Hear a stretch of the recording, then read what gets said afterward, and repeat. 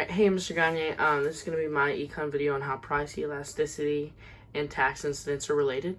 So if we look, or not if we look, but just price elasticity is the measure of how relative the marketplace is to a change in price for a given product. And with a lot of goods in the market, they're going to be taxed, and how we understand the division of the tax among consumers and producers. So basically how much the producers are paying to produce it and how much the consumers are paying extra in order to receive that good. It's called tax incidence, and specifically how that burden is distributed, as I've already said. So just as a normal thing, the tax incidence normally depends on the relative price of elasticity of supply and demand. So when your supply is more elastic than your demand, buyers are going to bear most of the tax burden. But when demand is more elastic than supply, producers bear most of that tax burden. And then just in general, tax revenue is larger the more inelastic the demand and supply are. So if we look at the first graph that I've drawn, we have a elastic demand curve and we have an elastic supply curve. And we see that supply and demand are meeting at equilibrium, PE and QE. And we see that when we apply the tax, the vertical distance between the two supply curves is going to be that actual tax that you're paying. We see that the consumer benefit and the supplier benefit are relatively the same. They're very similar, and this is due to the elasticity of both supply and demand being similar. Similarly, if we look down at the graph below it, we will see that in this graph there is a relatively elastic demand curve.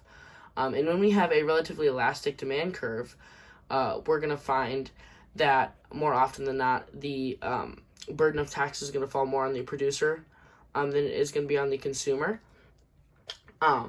Because when we're taxing, the consumers are okay with sliding along that curve and not necessarily paying that tax. So in order for them to sell, they need that burden being more on the producers because they're willing to pay as they have to put it into the market.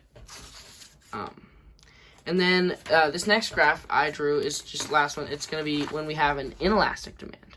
And so when demand is inelastic, we're seeing that, that's more of and remember, that's more drawn straight up with the demand curve, and then supply is going to be unit elastic once again. And sorry for the color change, I didn't have the markers.